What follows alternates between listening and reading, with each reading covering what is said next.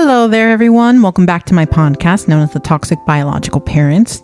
I'm your host, Yesenia Fernandez. Now, I don't know if you're here for the first episode, but back in the first episode, we talked about how I had to deal with being an unwanted child from both of my biological parents.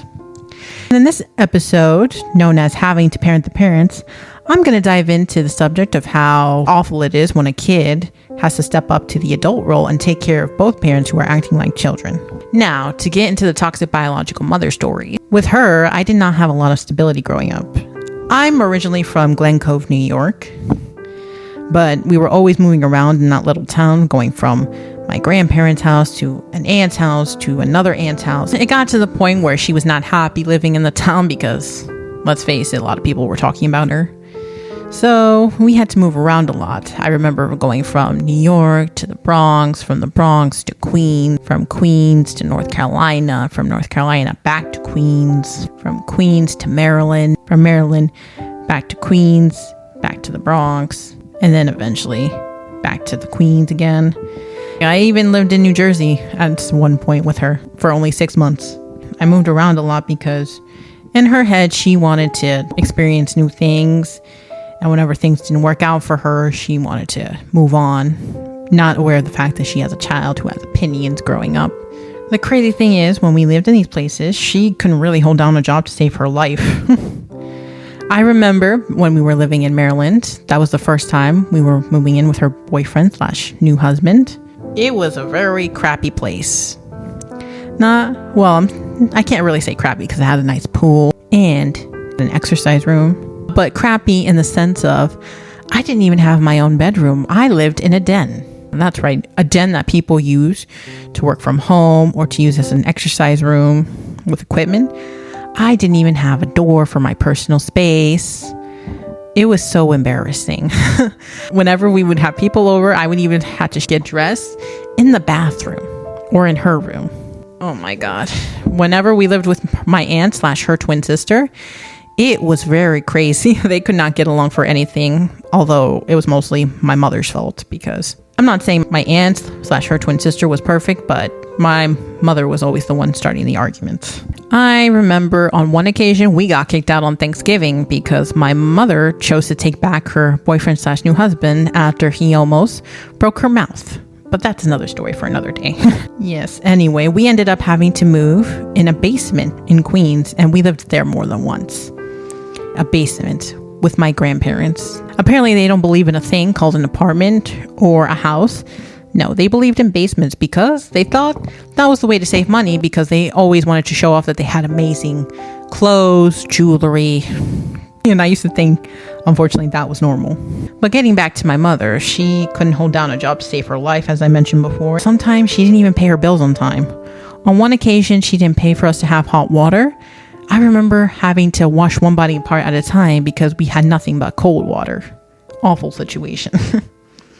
I recall her always going out to parties, going out with friends, going out to the clubs. She was never home. When we lived in that basement, I had to sleep on the floor a few times until I eventually got an air mattress. That's right, not a bed, an air mattress. Sometimes I even had to blow it down and blow it back up before I went to sleep. And growing up with her, I was always making sure that she was getting ready for work. She would play music loud, even though she knows I'm trying to sleep before I head to school. I had to make her coffee, get her work clothes ready, iron her shirts if they were wrinkled, and set up her curling iron or flat iron. It was just a very insane situation. What's worst about that is that wherever we were living, sometimes I even had to clean almost every day. It felt like I was Cinderella and she was the evil stepmother giving me the orders. Even though she knew I had a bunch of homework, she didn't care. She made sure I was making the basement nice and tidy, doing the dishes, cleaning the counters, mopping the floor, sweeping, cleaning her area. It was very crazy. And then the beauty about living in a basement, we had to go to the laundromats. There were times when she did accompany me, but eventually what happened was I ended up having to do all of our laundry. I had to pack the laundry bags by myself. Sometimes I even had to call a taxi so they could drive me to the laundromat. She would complain on why it was taking too long, but I had to do 3 people's laundry. My laundry, her boyfriend's laundry, who I didn't like. It was just a very awful situation. And then the crazy thing is, growing up, I recall her being an alcoholic. She used to drink almost every day and buzz out and sometimes even disappear for days because of her alcoholism. Aside from that, she used to do weed a lot too. It even got worse when we moved to our place in Maryland. I used to have 2 friends, and with my cousin there, I was always outside all the time. She told me, oh, go play outside and don't come back till later. So she could be there and smoke weed all day in the house. I was scared when she would drink and disappear for days because I didn't know if she was even going to come home. I missed out on being a child because of that and worried about things no child should ever have to worry about. Enough of having to talk about my biological mother. Now we're going to talk about my biological father. He was no picnic either. He was a child as well, even though he was working all the time. He was also another alcoholic I had to deal with. He was drinking every weekend. He always buzzed out. He'd think I didn't know, but I knew. I used to always clean up his room whenever I was there on the weekends. I remember cleaning up bottles, having to organize clothes, having to sweep and mop his room. I asked him nicely, could you please try to be nice and tidy? I come back the next weekend, it's a mess. There was always bottles hidden under his bed, sometimes in his closet, one time in his shirt drawer. The worst part is, he lived with his mother and she never said anything. He was a total slob. Yeah, I felt like I was a mother cleaning up her son's room. Not a great feeling. And then when I moved in with him, after a huge fallout with my mother, but we're going to get into those later episodes, it continued because myself, my stepmother, and sometimes even my sister, we had to take care of him and make sure he didn't drink. Whenever my stepmother would find bottles under his bed, or even in his backpack, she would ask me to hide it. I would hide it in my laundry hamper. I would hide it somewhere in the kitchen where he wouldn't think to find it. Sometimes she asked me to throw it out and I would break it due to anger. There were times where we actually had to water down his bottle. So it wasn't really a drink, it was more of water. And he acts like a teenager trying to hide it. One time he hid it down his pants. It was like we were raising a teenager around the house. And the worst part is I would get yelled at by him because he didn't like it. And his alcoholism actually got worse when he got fired because he was on the floor drunk and he set up the fire alarm at his job. He breaks down crying, wanting me and my stepmother to feel bad for him when it was his fault. We had to basically take control of our family business, which was a store known as Pearl Optics. And we were being the mature adults while he was acting like a little baby. Yes. Please never have to raise your parents, especially if they're alcoholics. I remember this one story. It was actually really funny now that I look at it.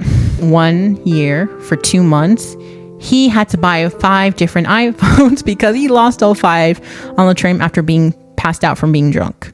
Thank God we had insurance. Because if it hadn't been for that, we would have wasted thousands and thousands of dollars every time he needed to buy a new iPhone. I would see him passed out and worry whenever he would fight with my stepmom because I didn't know how that was going to end. It's really awful having to see your own father passed out like that and not know what is going to happen if he doesn't stop. The points of both these stories I'm telling you with my biological parents is that you're supposed to enjoy being a child and not having to parent your own parent. I missed out a lot on being a child because I was always worried about what was going on with these two when they drank, when they weren't acting like responsible adults. I had to grow up really quickly because they were 2 idiots who didn't know how to take care of themselves. And the whole lesson of these stories that I'm telling you about both of them is to tell these kids who've been going through these situations or even worse situations with their own parents, I want to let you know it is not your job to take care of your parents. It's their job to take care of you. Your only job is to enjoy being a child. We should have all been going to after school plays, trying to hang out with friends without having to worry about what's going on with home. That's what we're supposed to be doing. Not worrying about what will happen if we're not there for our parent. Listen, if any of you biological parents have put your own children through this, it's time to rethink your situation because no kid should suffer through this.